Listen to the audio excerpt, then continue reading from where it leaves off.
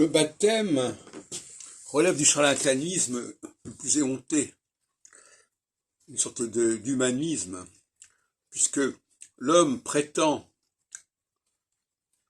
corriger l'ordre du monde, reprogrammer les humains par le biais du baptême, c'est-à-dire d'une immersion dans l'eau. Donc par un acte que les hommes peuvent parfaitement réaliser, qui correspond à un niveau d'avancement technologique extrêmement faible. Donc laisser entendre que l'homme peut changer le cours des choses par de tels actes, c'est une plaisanterie, c'est une farce. Et tout le christianisme est fondé sur cette farce.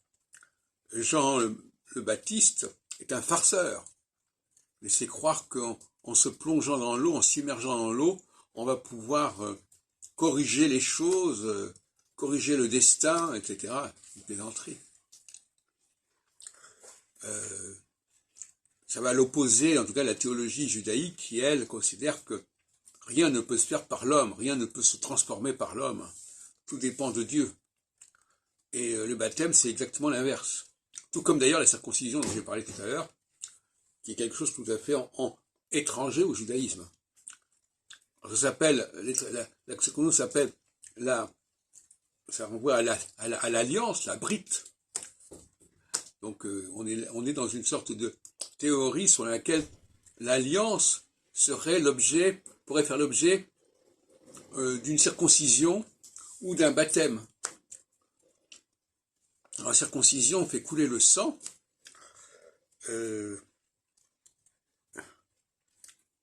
tout comme d'ailleurs l'eau est un liquide, donc on a deux liquides, l'eau et le sang, qui sont recueillis dans la coupe. On pense au tarot d'ailleurs à ce niveau-là. Et